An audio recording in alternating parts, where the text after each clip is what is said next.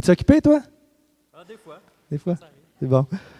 Seigneur, on veut te prier au-delà d'un enseignement, Seigneur, au-delà de la louange, au-delà de la communion fraternelle. Tu es au-delà de ça, tu es au-dessus de ça, et c'est ton nom qui doit ressortir d'ici ce matin. Oui, dans nos propres cœurs, Seigneur, mais certainement aussi qu'on devienne une lumière, Seigneur, pour les gens autour de nous qui ne te connaissent pas encore. Donc, Seigneur, je te prie que le message de ce matin puisse parler de toi, puisse nous aider aussi à mieux comprendre notre rôle devant toi, dans notre appel, dans notre vocation. Et Seigneur, je te prie que tu ouvres les cœurs, que tu ouvres les oreilles. Seigneur, je te prie pour le baptême qu'il va y avoir ce matin aussi, que ce soit un témoignage puissant de qu'est-ce que tu fais, de qui tu es, Seigneur, et qu'est-ce que tu changes dans nos vies. Donc, Seigneur, on remet ça entre tes mains. On te demande humblement de venir nous remplir de ton esprit, Seigneur, et d'accompagner mon frère ici qui va exposer ta parole, Seigneur, en Jésus. Amen.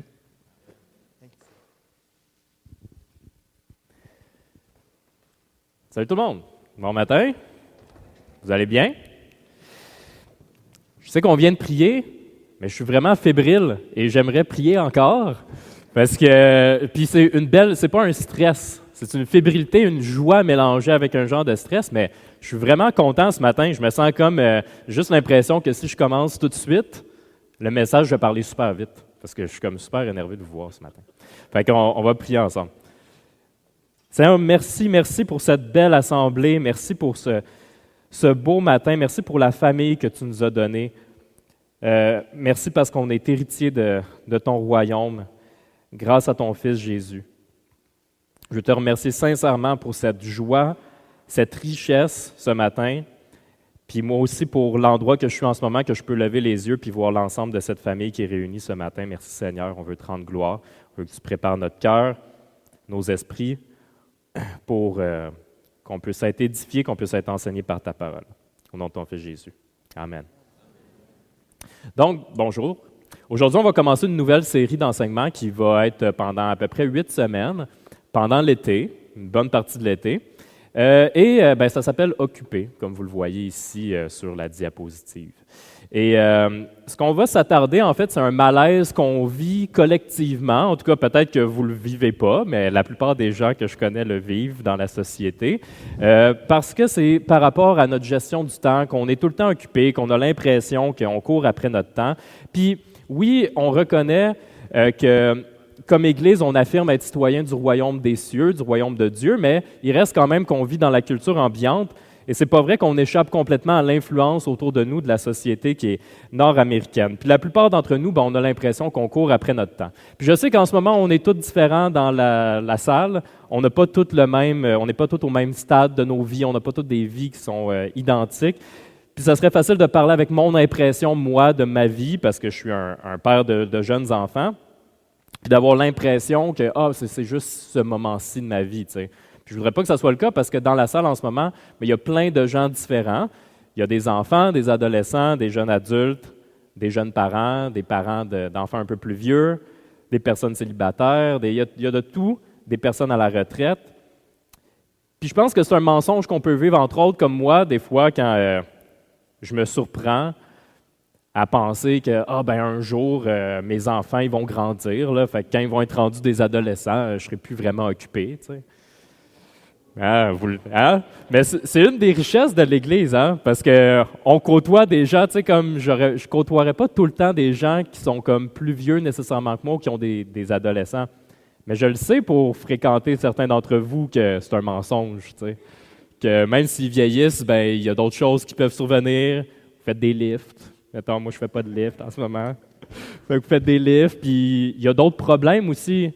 Les inquiétudes, c'est des soucis qu'on peut se faire aussi, puis on peut avoir l'impression qu'on court après notre temps aussi dans ce temps-là. Puis quand j'étais un jeune adulte, que j'étais rendu dans la vingtaine, je pourrais dire, OK, quand mes enfants ils vont être dans des jeunes adultes, je ne courrai pas après mon temps. Mais moi, quand j'étais un jeune adulte, j'étais souvent chez mes parents, tu sais, puis il y a des affaires que je n'étais pas capable de faire de la vie adulte. C'est le temps des impôts, soudainement, j'étais chez maman puis papa, parce que je ne comprenais pas trop.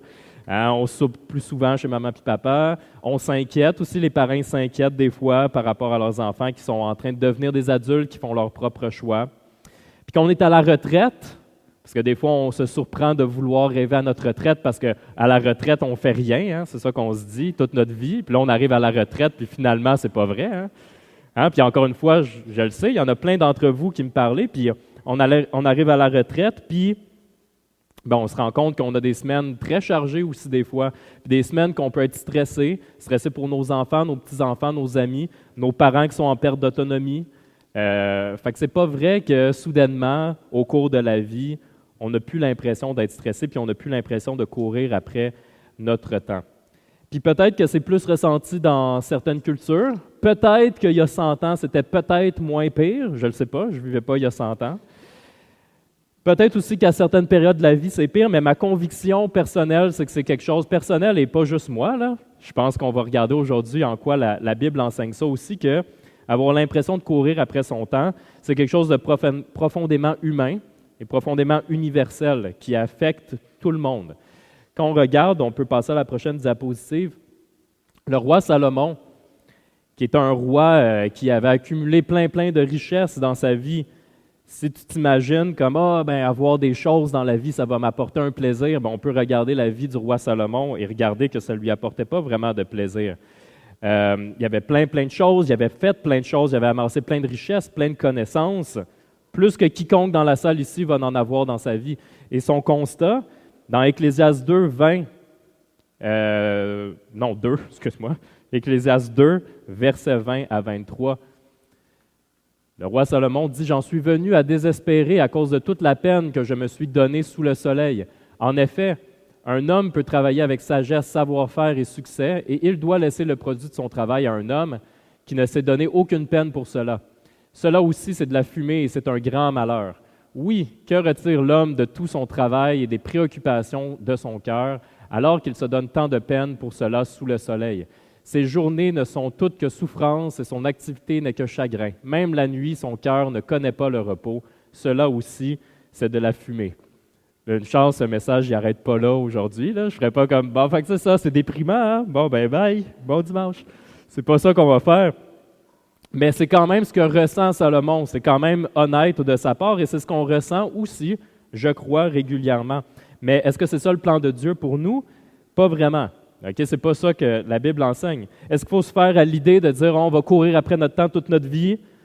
On est obligé, on va faire des trous ici et là dans notre horaire, on va donner des miettes à Dieu, puis on va se sentir un peu coupable, puis on va faire comme « Oh, je suis tout le temps occupé, ça ne devrait pas être ça ma vie, mais je cours tout le temps après mon temps. » On va regarder ensemble qu'est-ce que ça l'enseigne. Et si vous voulez bien, dans la Bible, si vous voulez bien, j'ai préparé une petite démonstration pour essayer de démontrer ça. Fait que j'ai préparé ça hier, une activité familiale.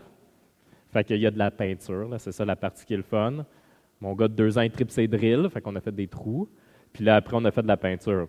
Mais là, il était intéressé, il se disait « Ah, mais pourquoi tu fais ça, papa? » Fait que là, j'étais comme « C'est pour un enseignement demain à l'église. » Fait que là, il disait « Pourquoi? » Pour la gestion du temps. Là, ils ont comme 2 ans puis 4 ans. Là. Fait que la gestion du temps, c'est pas vraiment un concept qu'ils comprennent tant que ça. Là, entre les Legos puis genre jouer avec les super-héros. Là, c'est pas mal ça. Fait que ça ici, ce que ça représente, c'est 24 heures. Okay? Fait qu'on a tout un tuyau pareil, là, on a tout 24 heures. Il n'y a personne dans la salle qui a un tuyau plus long ou plus petit. Là. On a tout 24 heures dans une journée. Et on a des trous différents. Et là, les couleurs, là, c'est un peu aléatoire. Là. C'est moi qui ai décidé ces couleurs-là. En vert, j'ai mis les besoins primaires. Okay? Fait que là, les besoins primaires, c'est les choses qu'on doit tous faire dans une journée. On doit dormir. On peut être tenté de vouloir moins dormir.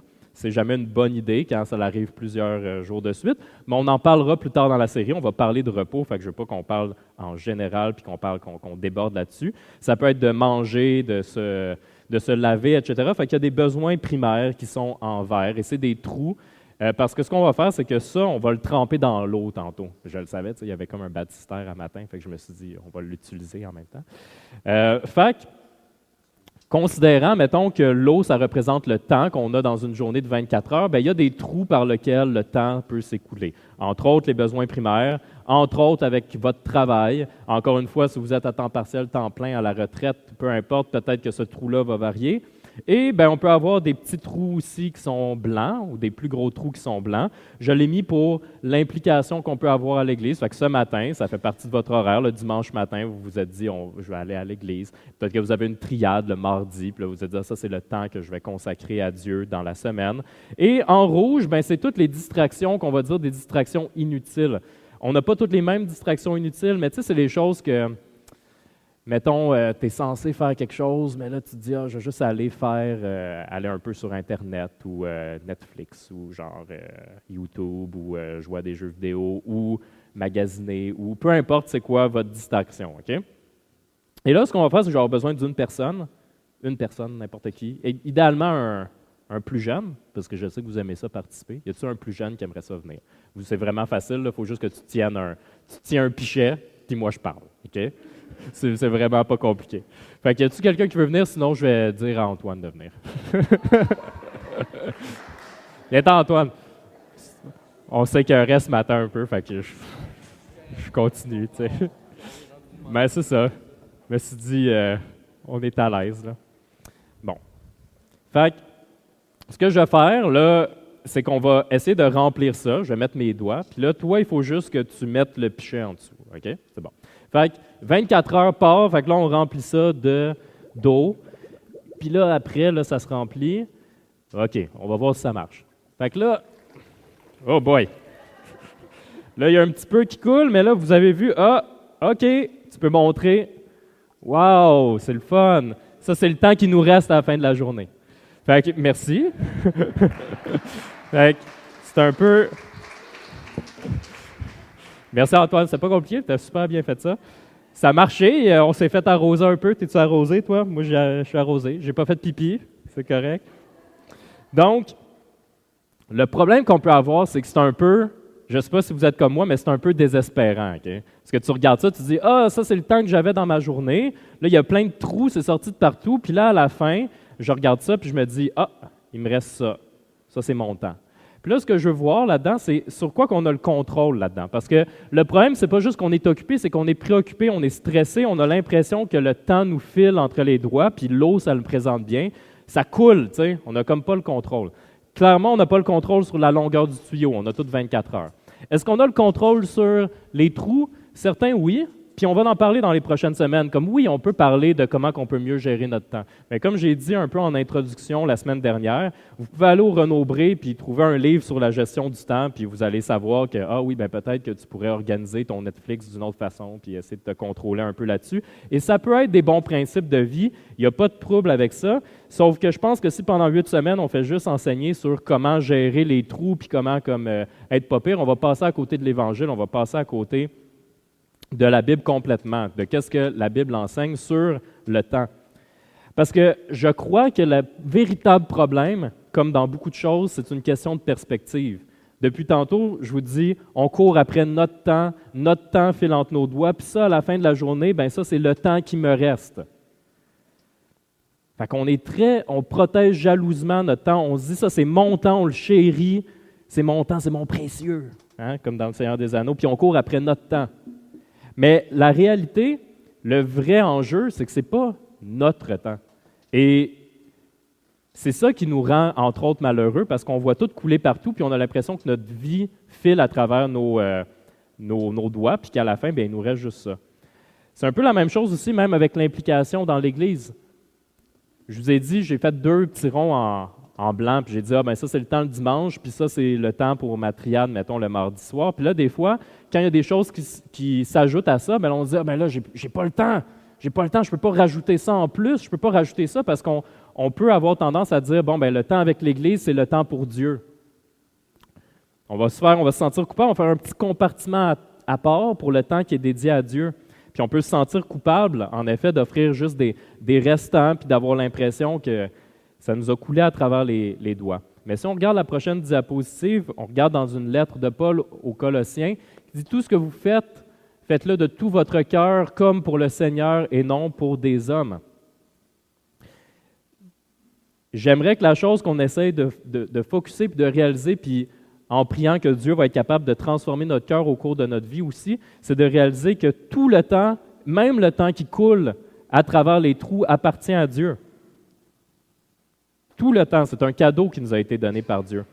On ne perd pas notre temps quand on travaille. On peut avoir l'impression qu'on perd notre temps quand on travaille. Peut-être que certains d'entre vous, vous vous dites aussi, puis ça c'est un mensonge que que je peux avoir dans ma vie, c'est que j'enseigne à l'école et je suis pasteur. J'ai comme 2 occupations. Je pourrais me dire que, ben là, le temps que je suis pasteur, c'est le temps que je donne pour Dieu, puis le temps à l'école, c'est le temps que je donne pour mon école. Mais non, c'est pas ça.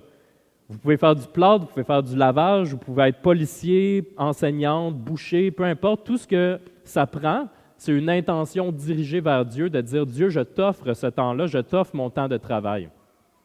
L'intention qu'on a le matin, c'est pour ça que commencer une journée en prière, commencer une journée en lisant la Bible, ça nous permet d'avoir une intention.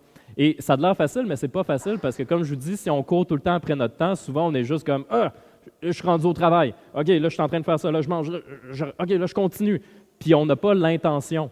Mais de s'arrêter un moment en prière puis de dire « Ah non, regarde, Dieu, le temps que tu m'as donné, le travail que tu m'as donné, je veux le rendre pour ton honneur. » Puis peut-être des fois, on se rend compte que ça change notre perspective un peu de qu'est-ce qui se passe dans nos vies. Je n'ai pas écrit ça dans mon message, mais il y a quelque chose qui vient de me passer en tête quand je vous dis ça. Puis à ma première année de mariage, j'étais avec ma femme, puis on s'était fait un défi en décembre. C'est comme un calendrier de l'Avent, mais c'est comme avec plein de petits défis à chaque jour. Puis un des défis, c'était de dire, il faut que tu souris toute la journée. Elle, c'était le fun, elle était à la maison dans ce temps-là, tu sais. Elle travaillait de la maison. Moi, j'étais à l'école, puis c'était comme une situation c'était la dernière journée avant Noël. Fait que là, il y a comme plein d'activités tout le temps, toute la journée, tu es entouré de personnes. Hey, c'est tough, là. Je me promenais dans les couloirs, là, puis c'est comme « souris, souris ». Il devait penser que j'avais pris quelque chose, je sais pas, là, parce que j'étais souriant, en tout cas, cette journée-là.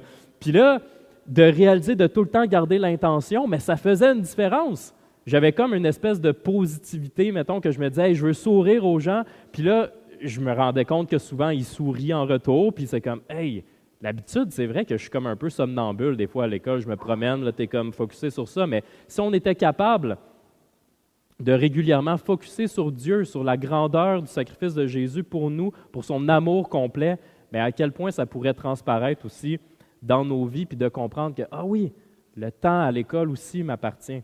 Mais pas m'appartient pas, appartient à Dieu. Le repos aussi peut être utilisé pour la gloire de Dieu, mais on va en parler plus aussi dans les prochaines semaines. Fait que le temps, pour résumer, le temps a été créé par Dieu. Dieu nous a permis de vivre. C'est un mensonge de croire qu'on est les propriétaires de notre temps, puis qu'on fait ce qu'on veut avec notre temps. En réalité, la façon qu'on a été créé, c'est qu'on est des gestionnaires du temps qui a été alloué, puis Dieu a créé le temps. Puis je vous dis ça, puis c'est pas parce que je suis arrivé à une perfection là-dedans. Là, c'est un mensonge qu'on lutte tout le temps d'avoir l'impression qu'on est propriétaire de notre temps. Je vous l'enseigne, mais pas parce que je l'ai maîtrisé, puis il n'y a personne qui le maîtrise, mais parce que c'est ça que la Bible enseigne. Fait que c'est de là que vient l'autorité. J'ai une autre image pour vous qui va apparaître ici. Ça, c'est pour les plus manuels parmi vous. Ça, c'est un outil. OK? Et quand on regarde cet outil-là, on peut probablement se demander à quoi ça sert, cet outil-là. Puis là, il y a plusieurs approches. Vous pourriez voir cet outil-là qui traîne, mettons, chez vous, dans un cabanon, puis vous dire, je vais essayer de deviner à quoi ça sert. Fait que ça, moi, mettons, je décapsulerais une bière avec ça, je pense, parce que je ne verrais pas c'est quoi l'utilité. Mais ça serait quoi la meilleure chose à faire quand on trouve un outil comme ça, puis on ne sait pas il sert à quoi? Ça serait quoi la meilleure chose à faire? De comprendre, de le googler, hein? De le mettre sur Google. Ça serait une bonne idée. Ou sinon, avant Google, de demander à quelqu'un qui s'y connaît en outils, mettons, de dire « Hey, tu sais quoi? » Est-ce qu'il y a quelqu'un qui sait c'est quoi cet outil-là? Oui?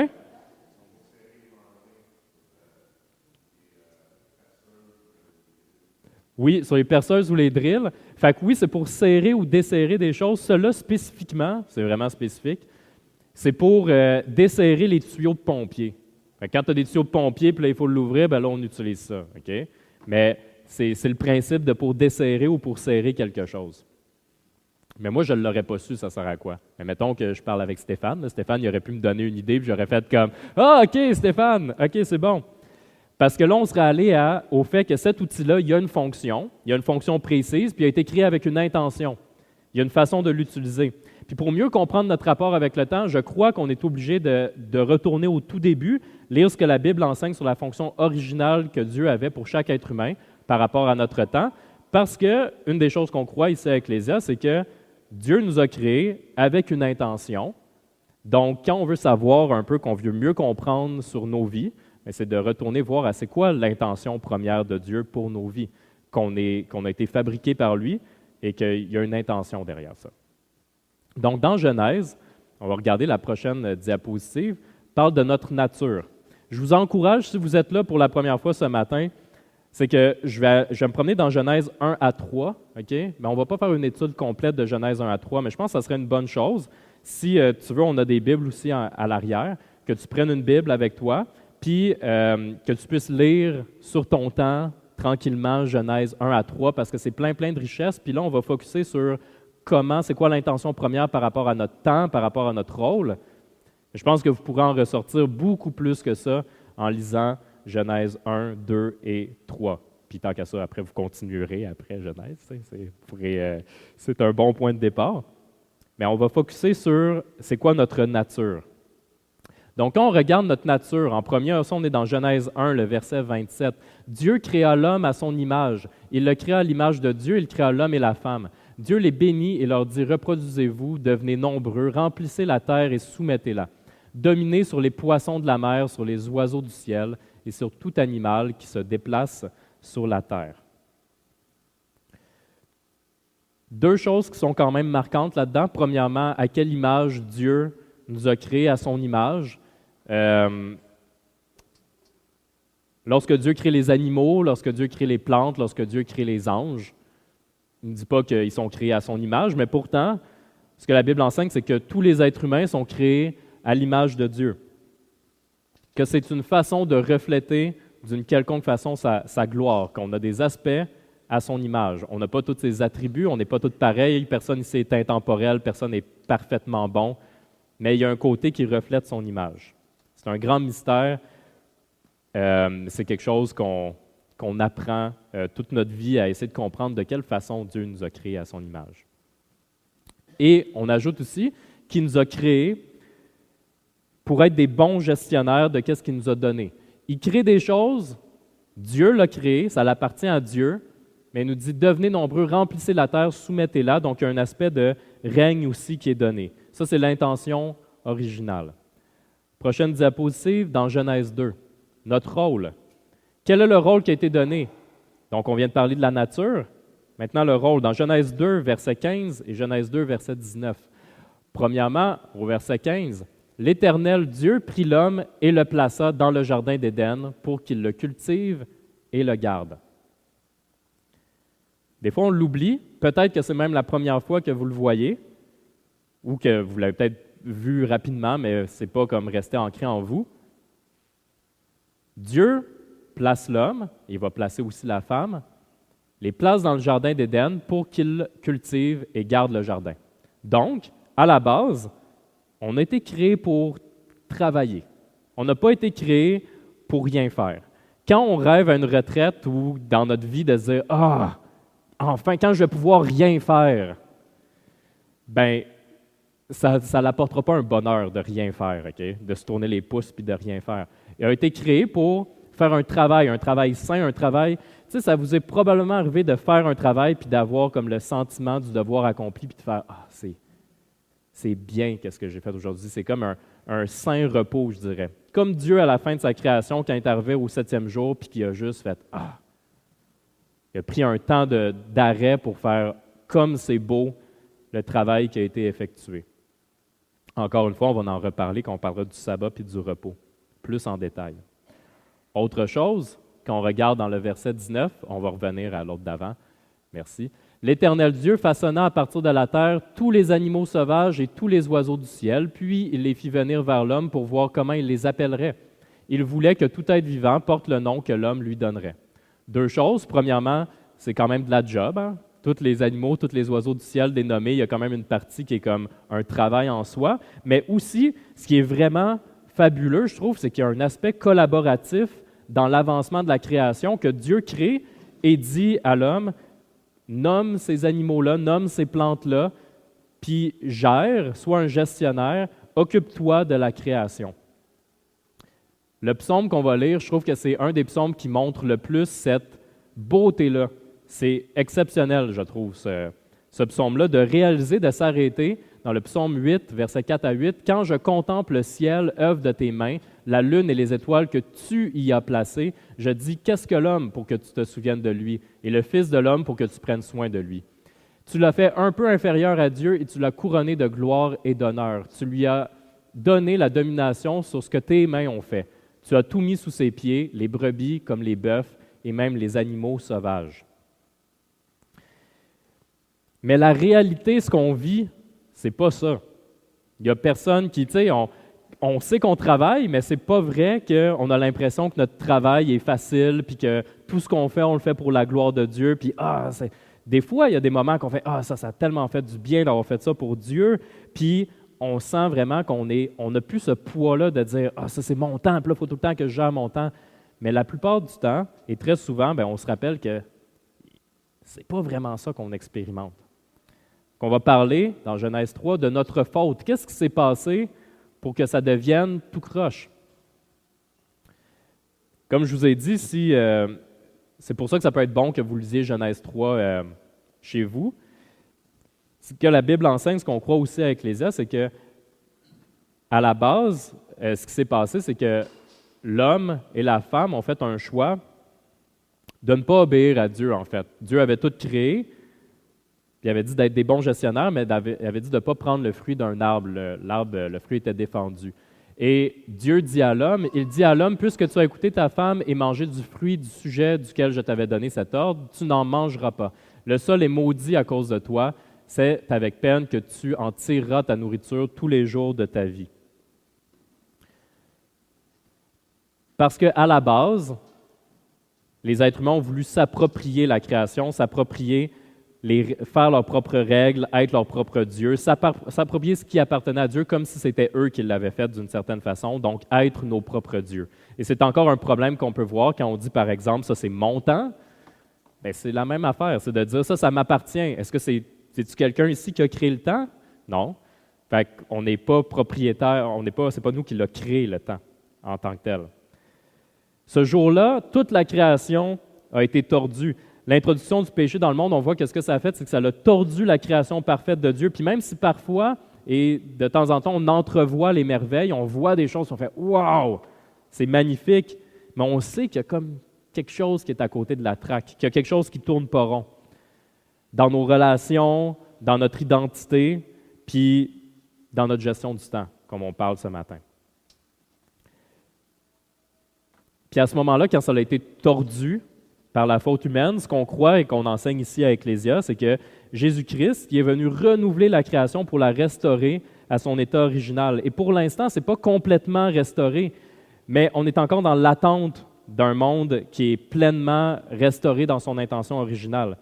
Mais ce que Jésus est venu faire, c'est qu'il est venu instaurer l'arrivée du royaume de Dieu sur terre. Il y a des choses qui ont changé quand Jésus est arrivé, puis qui continuent de changer, puis qui vont changer pleinement lorsqu'il va y avoir une restauration finale du royaume de Dieu.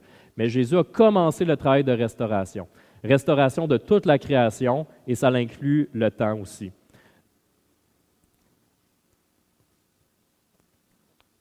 Donc, par sa vie, par sa mort, par sa résurrection, Jésus a démontré comment gérer parfaitement ce que Dieu nous a confié. Il y a un passage que je veux voir avec vous, ce n'est pas la prochaine diapositive, je l'ai rajouté ce matin. Jésus souvent est appelé un grand prêtre, ou ce qu'on peut trouver aussi comme synonyme, je vous dirais, c'est un souverain sacrificateur. Dans Hébreux 7, 26 à 27, vous allez voir pourquoi je vous parle de la notion de prêtrise, là. Dans Hébreux 7, 26 à 27, on lit « Il nous convenait en effet d'avoir un souverain sacrificateur comme lui, en parlant de Jésus, saint, innocent, sans tache, séparé des pécheurs et plus élevé que les cieux, qui n'a pas besoin, comme les souverains sacrificateurs, d'offrir chaque jour des sacrifices, d'abord pour ses propres péchés, ensuite pour ceux du peuple, car ceci, il l'a fait une fois pour toutes en s'offrant lui-même. » Je vais inviter tranquillement aussi les musiciens à monter pendant que je vous parle plus de la notion de prêtre. dans les récits de l'Ancien Testament, le rôle de prêtre était vraiment important. Un prêtre, ce que ça faisait essentiellement, c'est que ça prenait soin de l'espace sacré, le temple, qui était dédié à Dieu. Et ça faisait des sacrifices aussi au nom du peuple pour Dieu. Donc, ça l'utilisait en fait, là, ça prenait soin de ce qui avait été donné par Dieu. Mais après la venue de Jésus, la Bible enseigne que Jésus a ouvert la marche au renouvellement de nos rôles de prêtres. On va voir tout à l'heure un passage qui dit clairement que on a une notion, on a un rôle de prêtre dans l'intention originale. Quand on met notre confiance en Dieu comme Sauveur, comme Seigneur, on est des héritiers du royaume, puis on est rappelé du royaume, du rôle que Dieu a toujours eu pour nous. Oui, les choses ont changé, le rôle de prêtre a varié, on n'est pas tous appelés à être dans un temple, puis comme à faire des sacrifices pour Dieu. Ce que ça enseigne dans la Bible, c'est que avec l'arrivée de Jésus, Jésus enseigne entre autres que le temple, c'est notre corps, que l'Esprit Saint habite en nous. Donc, quand on prend soin du temple, en réalité, c'est de dire, on prend soin de ce qui nous a été donné. Ce qui nous a été donné, c'est nos vies, c'est nos corps, c'est notre temps. Quand on sacrifie des choses, je luttais avec cette notion-là cette semaine, puis j'ai lu un proverbe qui parle exactement de ça. Puis j'ai dit, OK, ça m'a vraiment aidé à replacer mon cœur dans la bonne direction. Parce que je me disais, on offre des sacrifices, on reconnaît que le temps appartient à Dieu. Mais je me disais, mais comment ça peut faire plaisir à Dieu de lui offrir du temps? Parce que, je veux dire, Dieu, la Bible enseigne qu'il est intemporel, qui a tout le temps existé, qui va tout le temps exister, qui est éternel. Puis là, après, nous, on pourrait dire, ah, Dieu, je te donne mon temps. Mais, tu sais, ça va y rajouter quoi à Dieu qu'on lui donne? Ah, je te donne 1 heure, je te donne 2 heures, je te donne mon 24 heures, toute ma journée, quand c'est lui qui a créé le temps. Mais en réalité, c'est pas le temps qui lui fait plaisir, c'est pas le temps qu'on lui offre qui lui fait plaisir. C'est la notion, parce qu'il est intemporel, il a toujours existé, c'est la notion de la disposition du cœur sincère, qui offre quelque chose en sacrifice. Ce n'est pas un sacrifice comme par exemple avec les animaux qui pouvaient être sacrifiés dans le temple à l'époque, mais c'est de voir la disposition du cœur qui dit « Dieu, je reconnais que mon temps t'appartient et je te l'offre. » Et Dieu, ce qu'il voit dans ce temps-là, c'est qu'il voit le cœur sincère qui veut le suivre. C'est ce qui lui fait plaisir. Ce passage-là, dans le premier épître de Pierre, en parle vraiment de façon merveilleuse. Quand je vous parlais du rôle de prêtre, je pense que ce passage-là le dit mieux que je pourrais le dire. Approchez-vous de Christ, la pierre vivante rejetée par les hommes, mais choisie et précieuse devant Dieu. Et vous-même, en tant que pierre vivante, laissez-vous édifier pour former une maison spirituelle, un groupe de prêtres saints, afin d'offrir des sacrifices spirituels que Dieu peut accepter par Jésus-Christ. Et un peu plus loin, au verset 9, « Vous, au contraire, vous êtes un peuple choisi, des prêtres royaux, une nation sainte, un peuple racheté, afin de proclamer les louanges de celui qui vous a appelé des ténèbres à sa merveilleuse lumière. » Amen. Je trouve, c'est comme quand on parlait du psaume tantôt qu'on a lu, on lit ça puis on fait « Ah, je suis ça? » Comme Jésus-Christ a permis ça, par son rôle de souverain sacrificateur, par son rôle de prêtre parfait, il y a comme une restauration qui est arrivée, puis oui, c'est ça qu'on lit, c'est ça qu'on pense. Et souvent, on l'oublie, mais il faut se le rappeler. Jésus est venu sur terre pour restaurer le plan original de Dieu et restaurer aussi notre conception du temps. Il est venu restaurer nos esprits, il est venu restaurer nos vies. Aujourd'hui, on va célébrer ensemble un baptême, mais je veux un baptême, aujourd'hui, ça va très personnellement affecter Fallon. On est plusieurs dans la salle, puis en réalité, c'est une des richesses aussi, c'est qu'un baptême, c'est quelque chose de très personnel pour une personne dans sa marche avec Dieu, mais c'est aussi quelque chose de communautaire, qu'on va tous assister ensemble. C'est quelque chose d'extrêmement riche. Déjà en partant, il y a plusieurs personnes dans la salle qui ont déjà été baptisées. De la même façon que quand on assiste à un mariage puis qu'on a déjà été marié, des fois, ça nous permet de nous rappeler l'alliance qu'on a prise avec notre femme, avec notre mari. Fait qu'à l'occasion de ce baptême-là, j'aimerais, puis pour moi aussi, je parle aussi pour moi, de laisser Dieu renouveler nos esprits, puis de se rappeler, ah oui, on a fait un engagement aussi avec Dieu, puis Dieu a promis de restaurer nos vies. On lui a donné nos vies en sacrifice, puis de se rappeler ça ce matin. C'est un moment, comme on a dit, très important pour Fallon aussi, que vous allez avoir le privilège de pouvoir connaître mieux puis entendre son témoignage avec David tout à l'heure. Puis c'est le début d'une marche qui va avoir beaucoup d'embûches,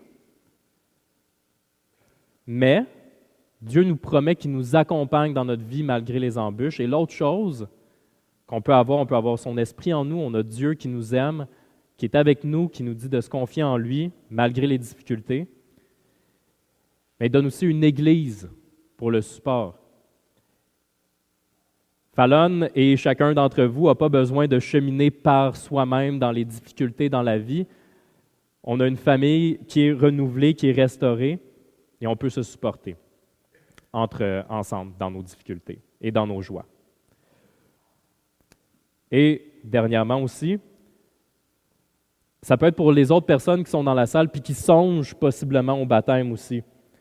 Bien, je vais vous demander, si c'est ton cas, de garder ton cœur ouvert, de ressentir, si tu ressens l'appel que Dieu a pour toi, si tu sens que Jésus cogne à la porte, de dire, OK, oui, je veux répondre à la positive. Ça se peut que tu aies des questions, ça va faire plaisir à n'importe qui dans la salle de répondre à tes questions, j'en suis convaincu. Mais c'est ce qu'on pense ici, que quand on fait ce chemin, ce pas de foi-là, que c'est le début de comprendre comment Jésus a restauré toute la création, mais aussi comment mieux apprendre à se connaître soi-même, comment apprendre à gérer notre temps, notre nature, notre identité en Jésus-Christ. Donc, on va chanter.